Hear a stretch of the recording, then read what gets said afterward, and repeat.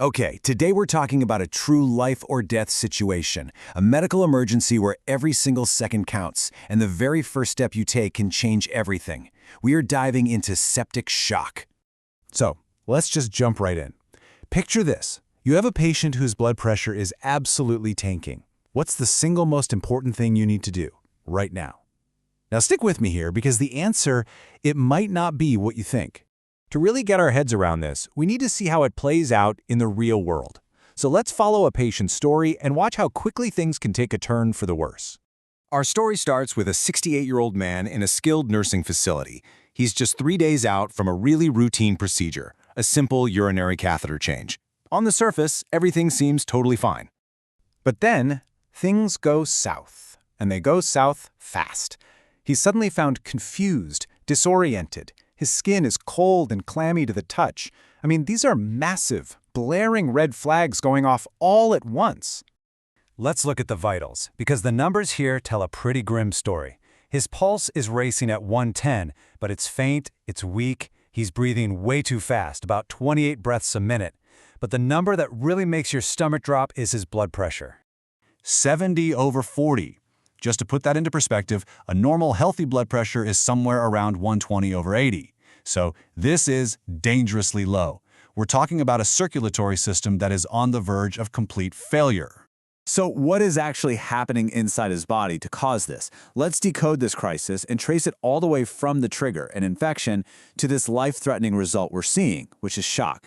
It all starts with something called sepsis. And you can think of sepsis as your body's own security system going completely haywire.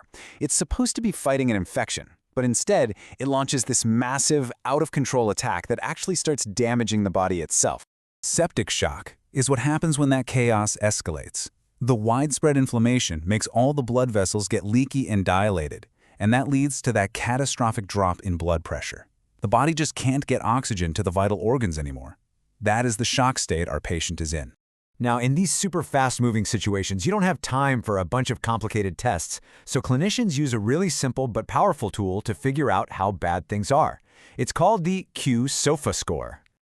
The qSOFA score is great because it just looks at 3 simple things. 1, is the patient's mental status altered? Yep, our guy's confused, so that's 1 point. 2, is their breathing rate high at 22 or more? His is 28, so check. That's point number 2. And 3, is the systolic blood pressure, that's the top number, at 110 or less. His is way down at 70, so boom, that's a 3rd point right there. That gives him a qSOFA score of 3. Now, a score of 2 or more is already a huge red flag for a bad outcome. A 3? That is a full-blown 5-alarm fire. It does not get much more serious than this. So, we have a diagnosis, we know the patient is in critical danger, and this brings us right back to our original question. What is the single most important first step we need to take? And here is the absolute key takeaway. You're basically fighting a war on 2 fronts, the body's failing systems and the infection causing it all. Now, the temptation is to immediately attack the infection with antibiotics, but that would be a mistake. In septic shock, your number 1 priority is to stabilize the system. You have to get that blood pressure back up first. And the guidelines on this are crystal clear. The Surviving Sepsis Campaign, which is a global authority, recommends an immediate, massive infusion of intravenous fluids, specifically a type called crystalloid, and at least 30 milliliters for every kilogram of the patient's body weight. This is the first non-negotiable step. But what if that's not enough? What if you give this huge bolus of fluid and the patient's blood pressure just won't come up? What's next? So yeah, you've pushed all those fluids, you've done everything right, but that blood pressure is still stuck in the danger zone. What's the next tool you reach for in the toolkit?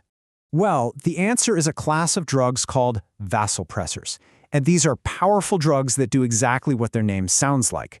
They press on the the blood vessels, constricting them. This squeeze effectively tightens up the whole system and raises the blood pressure. But here's a crucial point. Not all vasopressors are created equal for this job. The research is very specific. A drug called norepinephrine has been shown to be highly effective in these exact situations. On the other hand, another drug like dopamine, especially at a low dose, has been shown to have basically no effect on cardiac output. It just won't solve the problem. So let's just zoom out for a second and review the entire priority list, putting all these pieces together into one clear protocol. So here it is. Here's the playbook. Step 1, hit them hard and fast with fluids. Step 2, monitor absolutely everything to see if it's working. Step 3, if it's not, you start an effective vasopressor, like norepinephrine. And notice what's all the way at the bottom of the list. Step 4, only once the system is starting to stabilize do you administer antibiotics to fight the infection. And this brings us to the single most important lesson of this entire explainer. Antibiotics are useless if there's no blood pressure to deliver them to where the infection is. You cannot fight the infection if the body's delivery system has shut down.